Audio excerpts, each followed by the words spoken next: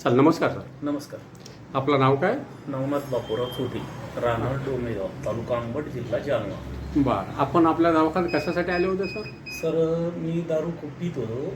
दारू सोडण्याच्या दृष्टिकोनानं मला पाहुण्यानं आणलं होते इथं. तर दारू इतकी प्यायचो की लिमिट नाही राहायची तिला. त्यामुळं माझ्या शरीरात मध्ये प्रॉब्लेम यायला लागले आणि लिव्हरवर सूज हे होणं. मग नंतर आपल्या दवाखान्यात आल्यानंतर तुम्ही जे औषध दिले आयुर्वेदिक, त्या औषधानं बराच रिझल्ट आलाय.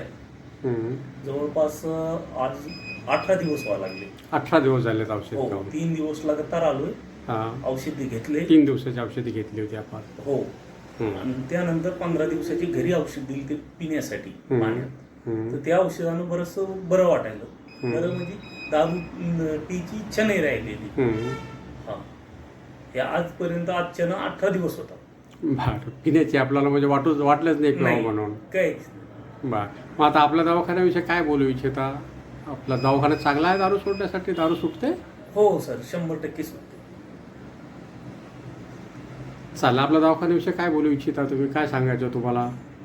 सर, आपल्या दवाखान्यामध्ये आल्यावर मला असं वाटलं की हे शक्य नाही होणार. दारू सोडणं शक्य होणार नाही. हा, शक्य नाही होणार. पण ते जे तुम्ही औषध दिले 3 दिवसाचं, ते घेतल्याच्या नंतर 3 दिवस घरात बसून राहिल्यामुळं थोडस हे झालं, चंचलित मन माणसाचं. आणि मग तुमचं जे सांगितल्याप्रमाणे मी हे धरलं ध्यानामध्ये, ध्येय धरलं. मग सर सांगते औषध घेणं. तुम्ही पहिले काय बोलले होते, औषध पण घ्या आणि मनावर पण थोडं कंट्रोल करावं लागेल. हो, मन कंट्रोल असेल तरच घ्या, नाही तर जबरदस्ती नाही. स्पष्टपणे मी सांगितलं होतं. हो, नाही तर ते 10,000ची पार्टी केली तर चालेल म्हटलं होतं. हा.